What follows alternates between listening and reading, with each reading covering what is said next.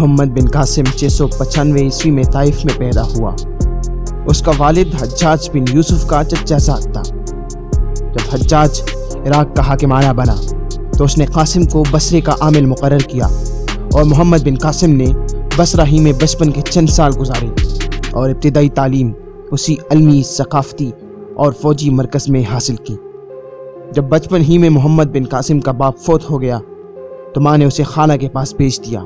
اس کی خالہ حجاج بن یوسف کی بیوی تھی۔ حجاج بن یوسف نے اپنی بصیرت سے محمد بن قاسم کی صلاحیتوں کو بانپ لیا اور اسے تربیت دے کر فن حرب اور انتظام و انصرام میں ماہر کر دیا۔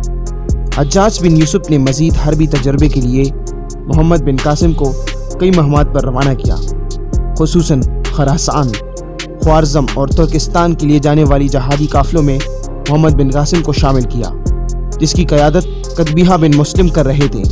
اس مہم میں محمد بن قاسم نے قطبیہ بن مسلم کے نائب کی حیثیت سے عمدہ کارکردگی کا مظاہرہ کیا۔ محمد بن قاسم کی عمر صرف 15 سال تھی کہ اسے فارس کے کرد قبائل کی سرکوبی کے لیے بھیجا گیا۔ اس نے یہ مہم کامیابی سے سر کر لی۔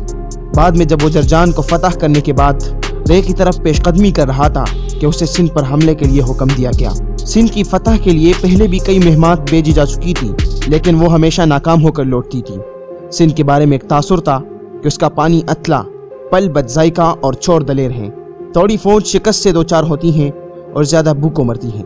اس دفعہ حملے کی فوری وجہ یہ بنی کہ لنکا جو عربوں کا تجارتی مرکز تھا، وہاں سے ایک بحری جہاز میں کچھ تاجر بصرہ جا رہے تھے کہ دیبل کے قریب بحری قزاقوں نے انہیں لوٹ لیا اور مسافروں کو قیدی بنا لیا۔ ان قیدیوں میں عورتیں بھی شامل تھیں۔ جب حجاج بن یوسف کو یہ ماجرا معلوم ہوا تو اس نے سندھ کے حاکم راجہ داہر کو ان قیدیوں کی رہائی اور ڈاکوؤں کی سرکوبی کے لیے کہا، مگر راجہ داہر نے اس پر کوئی توجہ نہ دی۔ اس زمانے میں سندھ کا نقشہ اور حدود آج کے سندھ سے مختلف تھا۔ محمد بن قاسم ایران سے ہوتا ہوا بلوچستان کے راستے سندھ پر حملہ آور ہوا۔ اس نے پہلے مکران کو فتح کیا اور پھر دیبل کی طرف بڑھا۔ راجہ داہر کی فوج قلعہ بند ہو گئی۔ 6 ماہ تک دیبل کا محاصرہ جاری رہا۔ آخر مسلمانوں نے منجنیکوں سے ان کے مندر کا علم گرایا اور پھر کھلے میدان میں جنگ شروع ہوئی۔ دیبل کی فتح کے بعد محمد بن قاسم نیرون اور سستان کی طرف بڑھا اور انہیں بھی فتح کر لیا۔ راجہ داہر جنگ میں مارا گیا۔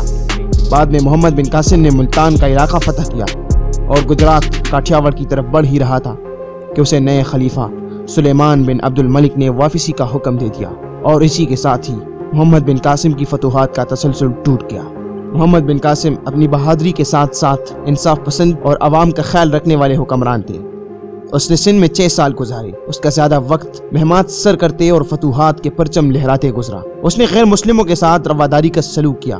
فتح دیبل کے موقع پر تقریر کرتے ہوئے اس نے یہ اعلان کیا کہ کوئی لوٹ مار نہیں ہوگی، کسی کو جنگی قیدی نہیں بنایا جائے گا، کوئی شخص مندر کی بے حرمتی نہیں کرے گا، وہ صرف ظالموں سے نجات دلانے آیا ہے۔ محمد بن قاسم نے اپنے عمل سے لوگوں کے دلوں میں گر کر لیا اور اس کا رویہ دیکھ کر بہت سے لوگ مسلمان ہو گئے۔